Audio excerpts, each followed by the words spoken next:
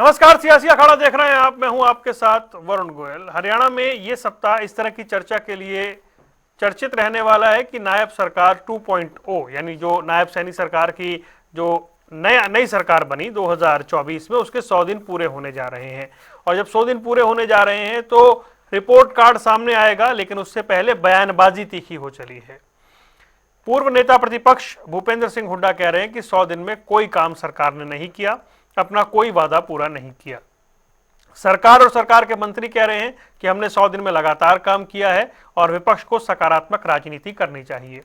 अभी तो इस तरह की चर्चाएं हैं क्योंकि 100 दिन पूरे होने पर मुख्यमंत्री प्रेस कॉन्फ्रेंस करके अपना पूरा रिपोर्ट कार्ड रखेंगे और बताएंगे कि उनकी सरकार ने क्या क्या किया है। लेकिन पक्ष और विपक्ष के बीच में तीखी टिप्पणियां शुरू हो गई हैं। आपको सुनवाते हैं, फिर चर्चा करेंगे।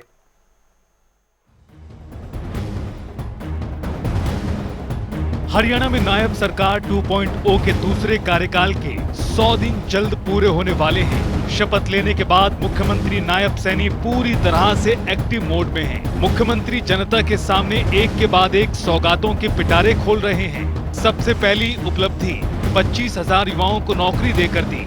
इसके बाद 24 फसलों पर MSP देने वाला हरियाणा पहला राज्य बना। सालों से DSC समाज की मांगों को पूरा करने का काम हुआ। एक तरफ जहां सरकार अपने कामों की उपलब्धियां गिनाते नहीं थक रही, तो वहीं दूसरी तरफ पूर्व मुख्यमंत्री भूपेंद्र सिंह हुड्डा सरकार को विफल साबित बता रहे हैं। विफल सरकार है, एक भी वायदा नहीं पूरा किया।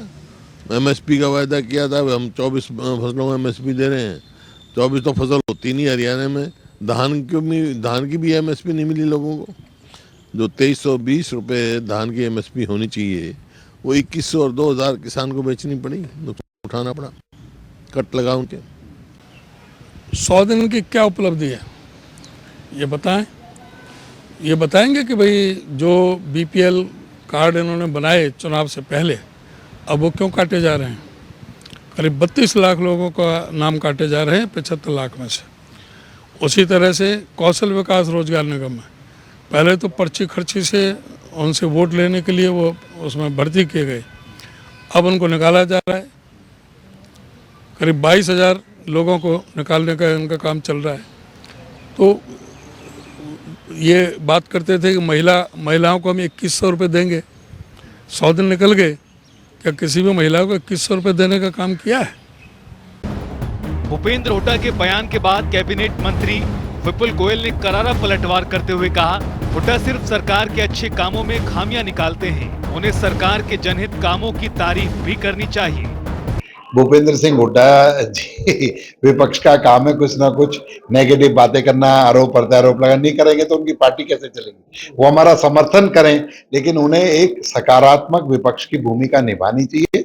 जो काम अच्छे हुए हैं उसको सराहना चाहिए, और बाकी सरकार की अगर कहीं कोई कमियां हैं या सरकार से और कोई अपेक्षा है तो उनको सरकार को बताना चाहिए, ना कि सिर्फ आरोप प्रत्यारोप की राजनीति करनी चाहिए। 25 जनवरी को नायब सरकार के 100 दिन पूरे होने वाले हैं। सरकार ने अपने विकास कार्यों का खाका भी तैयार कर लिया है। मुख्यमंत्री नायब सिंह सैनी अपनी उपलब्धियों का पिटारा जनता के सामने खोल रहे हैं। बस इंतजार 25 जनवरी का है।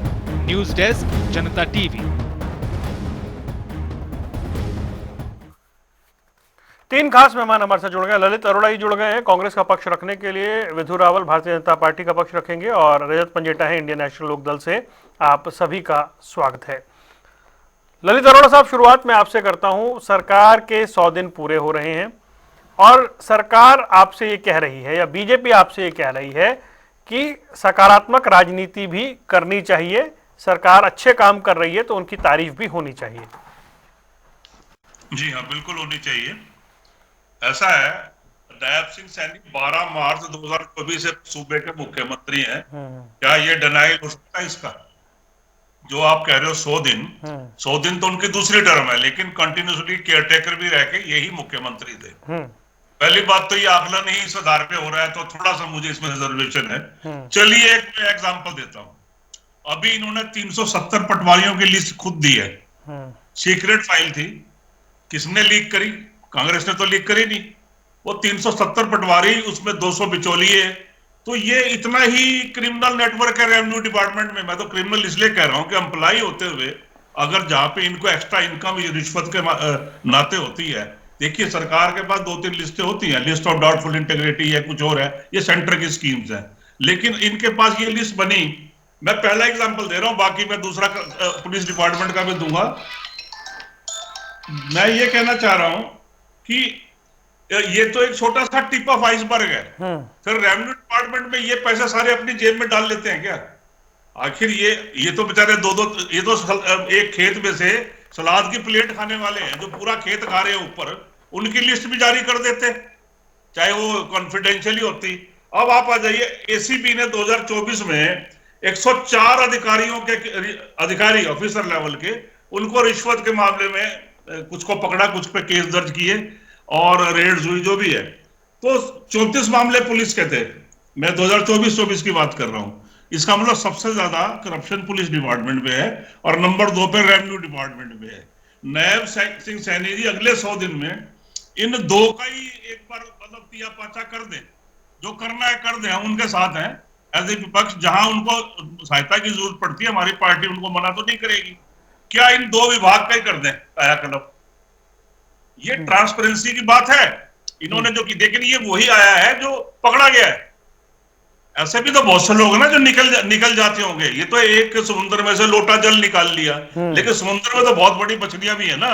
मेरा मतलब है ये 2 विभागों की कारस्तानी जो है इन्हीं के माध्यम से आई है हमारे पास, लेकिन एक्चुअल संख्या बहुत बड़ी हो सकती है। तो पहले तो इन 2 विभागों की कार्यगुजारी पे अगले 100 दिन में यही लक्ष्य तय कर लें, पिछले 100 दिन तो भूल जाएंगे।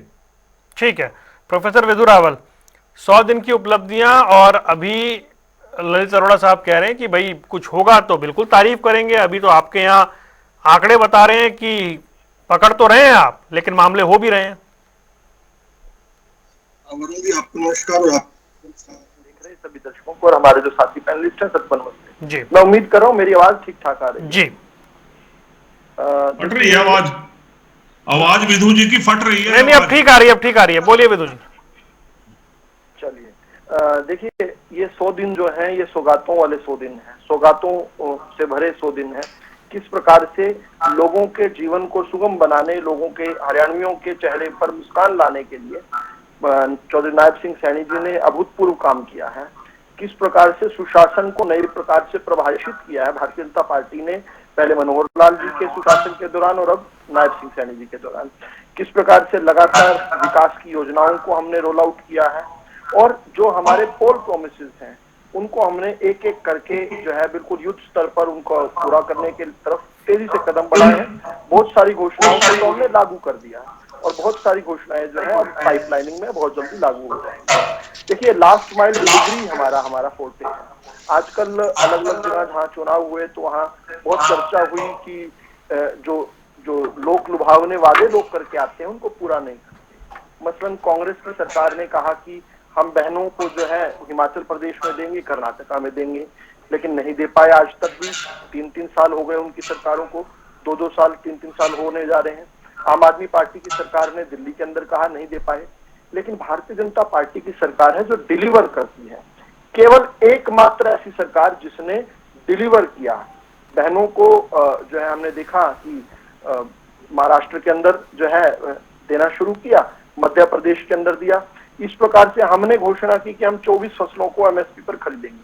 आपने देखा पिछले दिनों नोटिफिकेशन भी हो गया उसका। हमने कहा कि चौधरी नायब सिंह सैनी जी ने जो कांग्रेस का भर्ती रोको गैंग था उसके विरुद्ध ये बात कही थी चुनाव के दौरान, भाई जो हम शपथ बाद में लेंगे, पहले उनकी ज्वाइनिंग करवाएंगे। ठीक है, सही किया।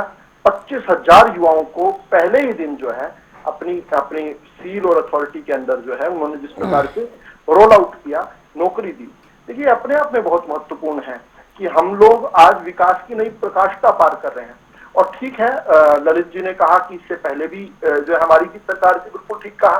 तो इन 100 दिन में अगर 56 दिन वो जोड़ लें तो मुझे लगता है भारत के जो कंटेम्प्रेरी जो लोकतांत्रिक इतिहास है, जो इलेक्शनरिंग है, इसमें एक मील का पत्थर साबित होने वाला है। नहीं, लेकिन भूपेंद्र सिंह हुड्डा कह रहे हैं कि एमएसपी नहीं मिल रही फसलों पे, 2100 रुपए आप नहीं दे पाए जो आपने प्रॉमिस किया था। वो तो कह रहे हैं कोई वादा पूरा नहीं किया आपने। देखिए अभी वादे एक के बाद एक पूरे हो रहे हैं। भूपेंद्र सिंह हुड्डा कौन सी फसल की एमएसपी को लेकर कह रहे हैं मुझे नहीं पता। हम 24 की 24 फसलों को आपके सामने नोटिफिकेशन आया, नोटिफिकेशन के जरिए सरकार अपने प्रोबेशनरी ऑर्डर दे दिया है। मुझे नहीं पता ऐसा क्यों कह रहे हैं भूपेंद्र हुड्डा, लेकिन आजकल जिस प्रकार से लोकसभा में एक आंशिक सी सफलता मिली थी, हमने देखा कि लोकसभा में झूठ बोलकर भ्रम फैलाकर मिली थी, लेकिन वो फिजल आउट हो गई थी विधानसभा तक। अभी भूपेंद्र सिंह हुड्डा लगता है वो लोकसभा वाले मोड में चल रहे हैं, उन्हें लगता है कि झूठ बोलकर काम चल जाएगा। अरे जिनको रोज मिल रहा है उनके सामने कैसे कह दोगे, दिन को रात कैसे बता दो। लेकिन खैर भूपेंद्र हुड्डा पहले भी एक्यूज रहे हैं झूठ बोलने के। वो कहते विकास की एक ईंट नहीं लगी, और खड़े होकर कहा कहते हैं, वो कहते हैं कुंडली मानेसर और पलवल के हाईवे पे खड़े होकर कहते हैं, 152D पर खड़े होकर कहते हैं कि कोई विकास का काम नहीं हुआ। तो मतलब इन बातों पर अब जो है वो हंसी के पात्र बन चुके हैं। इतने सीनियर लीडर, इतने पुराने जो है हरियाणा के नेता प्रतिपक्ष रहे, मुख्यमंत्री रहे, उनको इस प्रकार की बचकानी बातें नहीं कहनी चाहिए। जनता हंसती है, मुंह छुपा छुपा हंसती है। लेकिन बड़ी बात क्या है वरुण जी, आपने उन्होंने एक आशंका से जताई थी, एक बात रखी थी ललित जी ने, मैं उसको एड्रेस कर देता हूँ। इन्होंने कहा कि क्रिमिनल नेटवर्क एक्सपोज हुआ, यानी कोई कार्रवाई कर रहे थे तो एक्सपोज हुआ ना। जब भूपेंद्र सिंह हुड्डा के राज में भ्रष्ट बाहर आकर मुख्यमंत्री के घर से कहते थे कि हम तो डील कराए हैं, तब तो नहीं ऐसे हो सकता था। इन्होंने कहा कि it is a tip of iceberg, सारा पैसा खुद तो खा नहीं लिया होगा। मैं ललित जी के लॉजिक को आगे बढ़ाता हूँ। देखिए, जिसने पैसा लिया होगा वो एक्सपोज क्यों करेगा? अगर एक्सपोज हो रहे हैं तो आपकी आशंका मिसप्लेस्ड है, इसका मतलब कि वो कुछ गड़बड़ कर रहे थे और उनको पकड़ा जा रहा है। अगर वो ऊपर पैसे देते होते तो किस लिए देते? बचने के लिए ना, ताकि वो ना पकड़े जाए। और वो पकड़े जा रहे हैं, उनकी कार्रवाइयां लीक हो रही हैं, लीक पर डिबेट्स हो रही हैं, इसका मतलब ऊपर पैसा नहीं जा रहा ना। ऊपर पैसा लेने वाली दुकानें बंद हो गई ना, और ये दुकानें जनता ने बंद की हैं। ये कांग्रेस की, लोकदल की, इंडियन नेशनल लोकदल की जो दुकानें बंद की हैं जनता ने, वो इसलिए की हैं क्योंकि आपकी दुकानों में ऊपर पैसा जाया करता था। अब पता है कि कोई चोरी करेगा तो उसको कान से पकड़कर कानून के दायरे में लेकर आएंगे, उसको सबक सिखाएंगे। ऐसा नहीं होगा कि कोई आकर छाती पर हाथ मार के कहेगा मेरा कुछ नहीं बिगाड़ सकता, मेरी तो भूपेंद्र सिंह हुड्डा से सेटिंग है। ऐसी बातें खत्म हो गई हैं ललित जी, इसलिए तो इस प्रकार की कार्रवाई। और मैं बार बार कहता हूं, चर्चा घोटालों की नहीं है, चर्चा घोटालों पर होने वाली कार्रवाई की है। ये लोग सो रहे होते हैं, जब जनता टीवी पर डिबेट शुरू होती है, इनको पता चलता है कि फला जगह मनोहर लाल जी की या नायब सैनी जी की सरकार की अधिकारियों ने, एजेंसीज ने कार्रवाई कर दी, और इसको वो घोटाला बताने लगते हैं। अरे साहब, घोटाला नहीं, घोटाले पर कार्रवाई हो रही है, जिसको आप घोटाला चिल्लाते हैं। थोड़ा सा जो है अपने चेंज कीजिए, पॉइंट ट्यून कीजिए। ठीक है। रजत पंजेटा, नायब सैनी सरकार 2.0, पिछली वाली नहीं, ये वाली सरकार जो बनी है अक्टूबर 2024 में, इसके 100 दिन पूरे हो रहे हैं। मुख्यमंत्री कह रहे हैं कि मैं बाकायदा बताऊंगा प्रेस कॉन्फ्रेंस करके कि हमने क्या क्या किया है, मंत्री तमाम बता रहे हैं। भूपेंद्र सिंह हुड्डा कह रहे हैं 100 दिन में कुछ नहीं हुआ। आप बताएं। नहीं, क्यों नहीं हुआ? 100 दिन के अंदर बहुत कुछ हुआ है। 100 दिन के अंदर आपका जो कलेक्टर रेट है वो 20% बढ़ा है, स्टैंप ड्यूटी बढ़ी है 20%, ईडीसी जो एक्सटर्नल डेवलपमेंट चार्जेस हैं उसमें 20% की वृद्धि हुई है। उसके बाद 200 यूनिट के ऊपर आपका जो सरचार्ज है उसमें 47 पैसे की वृद्धि हुई है पर यूनिट के ऊपर। उसके बाद आपके दिसंबर में 4.25 लाख जो है वो बीपीएल धारक हैं जो वो बढ़ गए हैं। उसके बाद बड़ी प्रदेश के अंदर जो क्राइम की घटनाएं आपको पता है, जिसके अंदर पिछले 4-5 जो कांड है बड़े बहुचर्चित रहे हैं, जिसमें लखा खेड़ी सिंह, इसमें आपको भी पता है यमुनानगर के अंदर, गुड़गांव के अंदर फिरौतियों की मांगने की वो जो है वो बढ़ी हैं। उसके बाद अभी इन्होंने वो एक स्कीम है जिसमें ये बता रहे थे महाराष्ट्र के अंदर, उसमें 20 लाख महिलाओं को अब उस सूची से ही निकाल दिया है। पहले बोल दिया कि देंगे, उसके बाद 20 लाख महिलाओं को पीछे खबर आई थी कि उसको वो स्कीम से बाहर कर दिया गया है। अभी एक मैं खबर पढ़ रहा था, बर्फी देवी है कोई महेंद्रगढ़ की, वो 12 साल तक उनके पति स्वतंत्रता सेनानी रहे, उन्होंने 12 साल लड़ाई लड़ी, उनको पेंशन ही नहीं मिली। तो अब बताइए, वो भी दुनिया से चली गई। तो ऐसी तो बहुत सी चीजें हैं कि जो पिछले 100 दिन के अंदर हुई है, जिनका 100 दिन का ही मैं लेखा जोखा बता रहा हूँ। 18 करोड़ का एक मनरेगा का घोटाला आपको पता होगा, बहुत बड़ा वो हुआ है। तो ये पीछे 100 दिन के अंदर ही हुआ है सारा कुछ। आप कैसे कह सकते हैं कि पिछले 100 दिन में कुछ नहीं हुआ? देखिए, ये स्टेटमेंट से मैं बिल्कुल जो है वो इत्तेफाक नहीं रखता हुड्डा जी की कि पिछले 100 दिन में कुछ नहीं हुआ। पिछले 100 दिन में बहुत कुछ हुआ है हरियाणा के अंदर। और अभी तो ये जो भर्तियों की बात करते हैं वो तो पहले हो जानी चाहिए थी, वो कोई अब थोड़ी ना होनी चाहिए थी। एक और खबर आई थी एचपीएससी की, सभी भर्तियां वो सारी की सारी चैलेंज हुई हैं, वो भी आपको स्क्रीनशॉट दिखा देता हूँ आपको। वो भी एक दैनिक भास्कर की खबर है। तो अब आप बताइए ये पिछले 100 दिन की उपलब्धियां है कि नहीं सरकार की? ठीक है, पूछ लेते हैं। बहुत कुछ हुआ है अभी प्रोफेसर विदु रावल 100 दिन में, मैं ये आपसे जवाब लूं। ठीक है, जवाब दीजिए, फिर अरोड़ा साहब के पास जा रहा हूं जी। देखिए, भर्तियों का उन्होंने कहा कि पहले ही हो जानी चाहिए थी। मैं भी उनकी बात से सहमत हूं, भर्तियां पहले हो जानी चाहिए थी। लेकिन एक भर्ती रोको गैंग जो एक्टिव था हरियाणा के अंदर, मैं मान रहा हूं कि अब उनके हौसले पस्त हो गए होंगे, हरियाणा की जनता ने कमर तोड़ दी होगी। लेकिन वो भर्ती रोको गैंग जो था लगातार भर्तियों को लटकाया करता था। अपनी सरकारों में तो इंडियन नेशनल लोकदल और कांग्रेस की सरकारों में तो नौकरियां दे नहीं पाया। हमारी नौकरियों को बेवजह जो है उनमें छोटी छोटी कोमा और फुल स्टॉप की मिस्टेक्स निकाल कर, या जहां मिस्टेक्स नहीं है वहां फर्जी दिखाकर कोर्टों के अंदर उलझाया करता था। कोर्टों ने इसकी कॉग्निजेंस ली है। मैं आपको 3 ऐसे ऑर्डर दिखा सकता हूं जिसमें कोर्टों ने इस बात को माना है कि there is a racket, there is a cabal, there is a network जो कि हरियाणा के अंदर हरियाणा के युवाओं को भविष्य को बर्बाद कर रहा है। लेकिन प्रोसेसेस में चलते आप जानते हैं कि विधानसभा के चुनाव भी अनएक्सपेक्टेडली लगभग 1 महीना पहले हुए थे। चुनाव आयोग ने एकदम अचानक से आचार संहिता लगा दी। हम लोग तैयारी अभी कर रहे थे, हम रक्षाबंधन की तैयारी कर रहे थे, हम जन्माष्टमी की तैयारी कर रहे थे, हम और भी चीजें जो है हम रोल आउट करने वाले थे, लेकिन हमें वो अवसर नहीं मिल पाया। लेकिन इसके बावजूद भी हमने चुनाव आयोग से निवेदन किया कि प्रोसेसेस पूरे हो चुके हैं, आप कृपया करके हमें आदेश दीजिए। और हमें आदेश मिल भी गया था कि हम इनकी कर सकें। लेकिन कांग्रेस के नेता जो है जयराम रमेश जी जाकर कोर्ट में चले गए और बोले नहीं, इन युवाओं की भर्ती नहीं होने दूंगा। भाई, अब तक तो पर्दे के पीछे था सारा भर्ती रोको गैंग, फिर भर्ती रोको गैंग पर्दे के सामने आ गया। इसके बाद भी हमने जो है जिस प्रकार से चाणक्य ने चोटी बांधी थी ना नंद के सामने, उसी प्रकार से नायब सिंह सैनी जी ने कहा कि कोई बात नहीं, केवल 1 महीना और झेलना पड़ेगा। चुनाव के तुरंत बाद जो है इन 25,000 युवाओं को नियुक्ति पत्र दूं। और ये ऐतिहासिक हुआ। हरियाणा के इतिहास में कभी इतनी बड़ी भर्ती कभी एक साथ जो है नहीं हुई किसी की। और हमने आकर पहले दिन ही अपनी सरकार के ये काम किया। और उसके बाद के 99 दिनों में क्या क्या नहीं किया।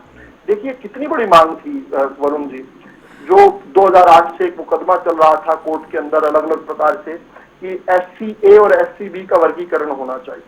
कोई सरकार हिंदुस्तान की हिम्मत नहीं कर पा रही थी। सुप्रीम कोर्ट के फैसला आने के बाद सुप्रीम कोर्ट ने राज्य सरकारों को कहा कि आप हिम्मत कीजिए, असल जो वंचित समाज है उसको लाभ पहुंचाइए।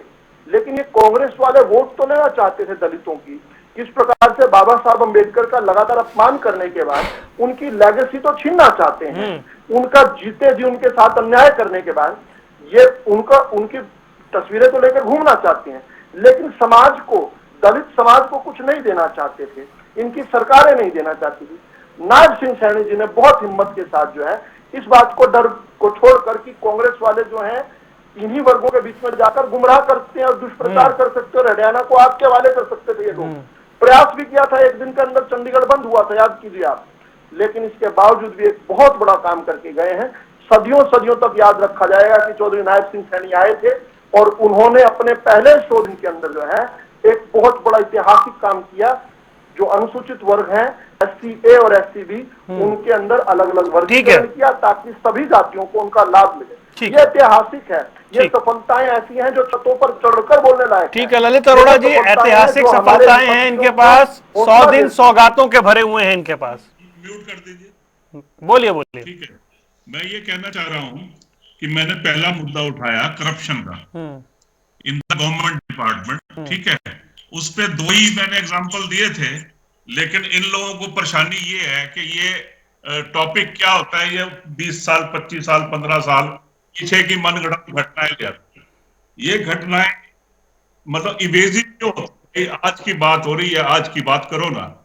अब ये मुझे कोई ये बता दे, भाजपा का प्रवक्ता या सरकार, कि क्या उन्होंने, पहली बात तो ये 2 महीने में 24,000 का आंकड़ा दे रहे थे और नौकरियां 25,000 कर दिए, 1,000 ब्याज लग गया शायद, ऐसा लगता है। दूसरी बात एग्जैक्ट आंकड़ा दे दे कि नायब सिंह सैनी जी ने के टाइम में 18 अक्टूबर या जो भी 8 अक्टूबर के बाद कितनी नौकरियां किस विभाग में दी गई, संख्या चाहिए हमें। तीसरी चीज, इन विभागों में कितने लोगों को बाहर निकाला गया, जो 5 साल से नीचे के लोग हैं उनको आपने नौकरी से बाहर कर दिया। जिस दिन आंकड़ा पूछो ये कहते हैं हमारे पास आंकड़ा नहीं है। भाई जब आपकी सरकार है और आप पे आंकड़ा नहीं है तो ट्रांसपेरेंसी कहां रहेगी फिर? मेरा सवाल है कि बेरोजगारी के आंकड़े इनको देने चाहिए और साथ ही साथ ये भी बताना चाहिए कि CTET की परीक्षा से क्या क्या इनका कार्यक्रम है। रोजगार के ऊपर में हमारी चिंता है और मेरे सवालों का जवाब तभी अब ये कहते हैं कि 24,000 नौकरियों को 25 कर दिया। भाई ये तो अच्छा, फिर इन्होंने भर्ती रोको गैंग का जिक्र किया। भाई अगर हम चुनाव आयोग में या आपके कोर्ट्स में इस विषय पर जाते हैं कि चुनाव संहिता लागू हो गई है तो ये घोषणा नहीं कर सकते, तो इनको कोर्ट ऑर्डर कर देती है, तो उनके भी विवेक पे इनको भरोसा नहीं है, कहते हैं भर्ती रोको गैंग। भाई आप वोट लेने के लिए अगर एंड टाइम पे कोई घोषणा करोगे तो कांग्रेस पार्टी का अधिकार है या विपक्षी दलों का, फिर आप विपक्ष को खत्म भी कर दो, there will not be any opposition in the government in the state. अच्छा, अब मैं ये जानना चाहता हूं कि रिश्वतखोरी का आपने बता दिया, नौकरियों का आंकड़ा मुझे दुरुस्त करके बता दीजिए, आपने कितने लोगों को निकाला, आप जनवरी 24 से बता दीजिए कितने लोगों को भर्ती किया और डिफरेंस क्या रह गया और उनको नौकरी देने के लिए आप क्या तरीका। इसके अलावा महंगाई के आंकड़े अभी देखो, 57 लोगों ने अप्लाई किया चपरासी की नौकरी के लिए, कितने पेपर लीक हुए हैं। चपरासी की नौकरी में कोई MA है, कोई BA है, BTech है, BCom है। अगर हम तो इनको चेता रहे हैं अभी कि ऐसा हो रहा है, आ रहा हूं। और इसके बाद कितने स्कूल बंद कर दिए। कहीं अध्यापक है तो हुड्डा जी भी कह रहे थे, तो वहां स्कूल और बिल्डिंग जो है ठीक तरह की हालत में नहीं, सर्दियों के दिन है, अंदर से प्रॉपर अरेंजमेंट नहीं है, और इन स्कूल बंद भी कर दे, स्कूलों का भी आंकड़ा जारी कर दो ना। और ये जो 4 विभाग है, पुलिस, आपका जो है रेवेन्यू डिपार्टमेंट, इनका बजट्स क्या है ये भी बता दो, और कितना बजट वापस जाएगा ये भी बता दो। रेड क्रॉस के लिए कोई और फंक्शन होता है तो कितने पैसे इकट्ठे किए जाते हैं इन विभागों की तरफ से, वो भी हमें बता दो भाई। ठीक है, स्ट्रॉन्ग ऑब्जेक्शन है भाई। प्रोफेसर विदु रावल नौकरियों को लेकर एग्जैक्ट आंकड़ा वो जानना चाह रहे हैं, और जो दूसरी जानकारियां वो कह रहे हैं कि हमें मिलती नहीं है जब हम जानते हैं, हम पूछते हैं। देखिए, हरियाणा पूरे देश के अंदर राइट टू इंफॉर्मेशन एक्ट है, जो अटल जी के समय जो है शुरू हुआ था और कांग्रेस के दौरान ही वो लागू हुआ था। तो उसके तहत जो है जो भी जानकारियां वो चाहते हैं मिल जाएंगी। वैसे भी आजकल हर न्यूज जो है उसकी वेबसाइट होती है, अखबारें भी वेबसाइट रखती हैं, आपको पुरानी अखबारें संकलन नहीं करनी, सारे आंकड़े आपको मिल जाएंगे। तीसरा, हमारे बहुत कॉम्प्रिहेंसिव तौर पर हमारे जो नेता हैं, पहले मनोहर लाल जी और अब नायब सैनी जी, अपनी विधानसभा की जो स्पीच है उसके अंदर सारे आंकड़े रखते हैं। हम तो वो जो उनका अभिभाषण, जो राज्यपाल का अभिभाषण होता है, उसका उत्तर आप अगर सुन लेंगे उसमें सारे आपको आंकड़े मिल जाएंगे। फिर जहां जहां पर आपने विषय उठाए विधानसभा के, उनमें जवाब पढ़ लेंगे तो मिल जाएंगे। हमने तो एक अच्छा काम ये किया है कि विधानसभा जब सेशन में नहीं भी होती उस दौरान भी किस प्रकार से हमने जो है अनुमति दी है कि हमारे विपक्षी और पक्ष के कोई भी विधायक जो है वो 3-3 सवाल जो है प्रत्येक महीने पूछ सकते हैं, उनके जवाब मिलते हैं। देखिए, हमने हर प्रकार के सिस्टम को पारदर्शी किया है। फिर भी इन्होंने एक बात कही कि बाहर किसको निकाला गया। मैं फिर से इनको ध्यान करवाना चाहूंगा कि इन्हीं 100 दिन के अंदर एक और उपलब्धि बहुत बड़ी हुई कि 1,20,000। ललित जी कुछ कह रहे हैं शायद। ललित जी, आप बोलिए। आप क्या कह रहे हैं? बोलिए आप कंटिन्यू। तो 1,20,000 लोगों जो कच्चे कर्मचारी थे उनको हमने जो है जॉब सिक्योरिटी दी है। हमारी नायब सिंह सैनी जी की सरकार ने, आपने उसका विरोध किया था, अलग अलग प्रकार से विरोध किया था, और मैं डिबेट्स के अंदर चैलेंज किया करता था अपने प्रतिपक्षी जो प्रवक्ता है उनको, कहता था आप खुलकर कहिए ना कि इनको नहीं पक्का किया जाना। लेकिन हमने जो कैबिनेट का नोट जो पास हुआ था वो विधानसभा सत्र से पहले था, लेकिन जैसे हम जानते हैं, माफी चाहूंगा, चुनाव से पहले था, लेकिन जैसे हम जानते हैं कि आचार संहिता एब्रप्टली अचानक से लग गई, कोई अंदेशा किसी को भी नहीं था, ना पक्ष को था ना विपक्ष को था। इसके बाद भी हमने आकर अपने अधूरे जो काम है जो कांग्रेस के जमाने में छोड़ दिए जाते थे, वोट लेकर भूल जाया करते थे, हम भी उनको 5 साल लटका सकते थे, ललित अरोड़ा जी की पार्टी की तरह हम भी इंतजार कर सकते थे अगले चुनाव का। हमने नहीं किया साहब।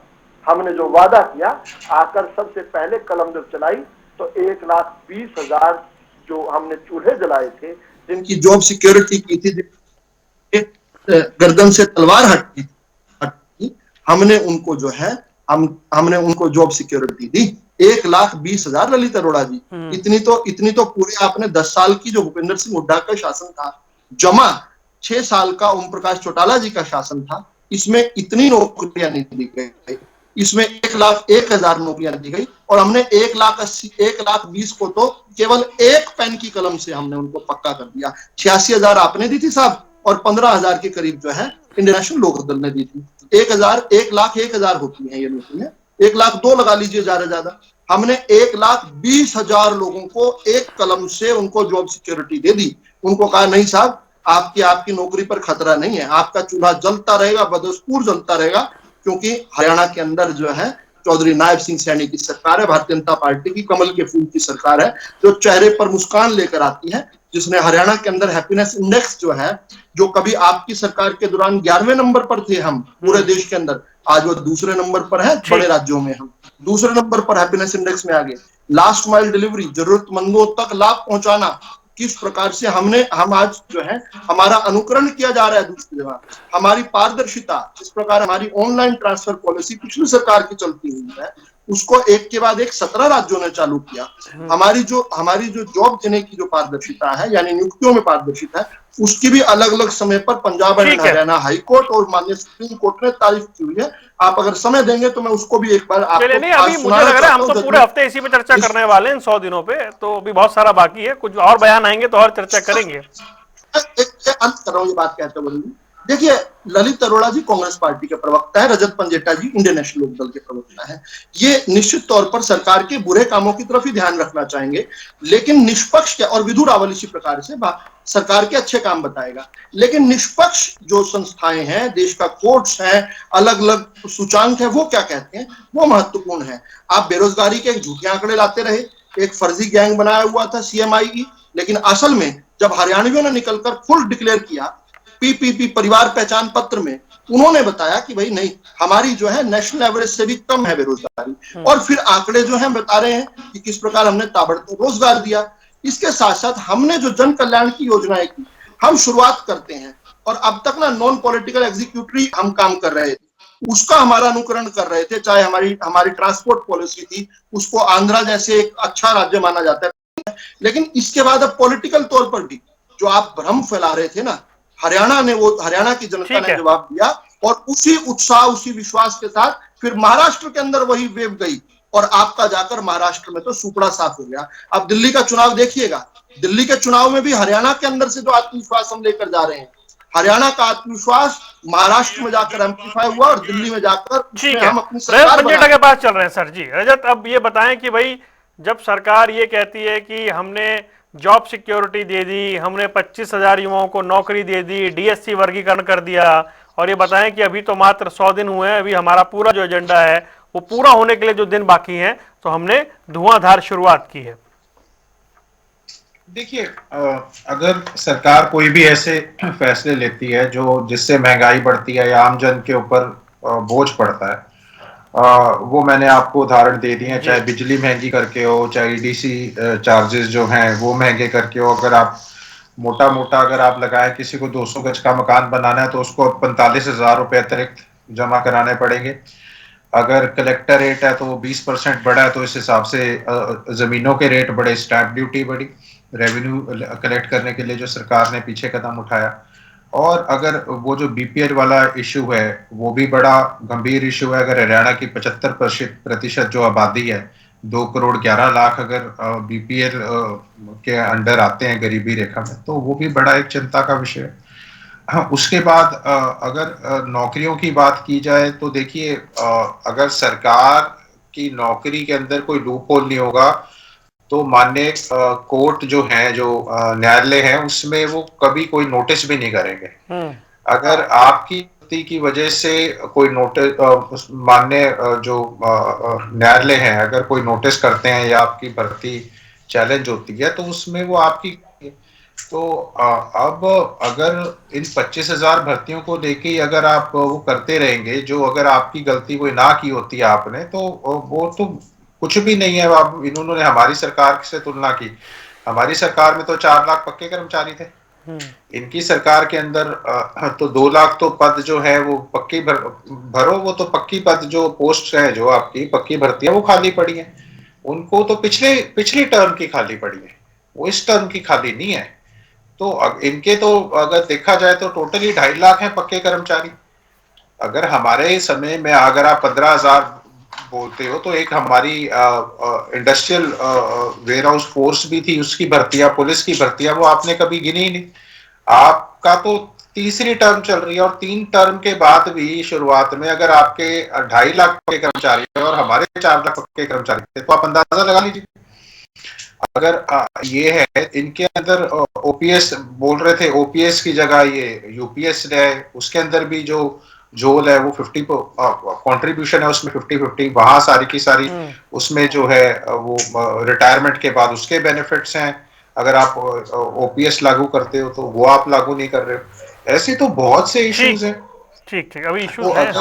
अगर हाँ नहीं अभी तो आप 100 दिन कह रहे थे, होने दीजिए 100 दिन पूरे, हम भी ये भी तैयार कर लेंगे, हम भी तैयार कर लेंगे।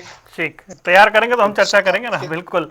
ललित अरोड़ा जी, क्या 100 दिन में कोई एक काम आपको लग रहा है कि हाँ सरकार ये ठीक कर रही है?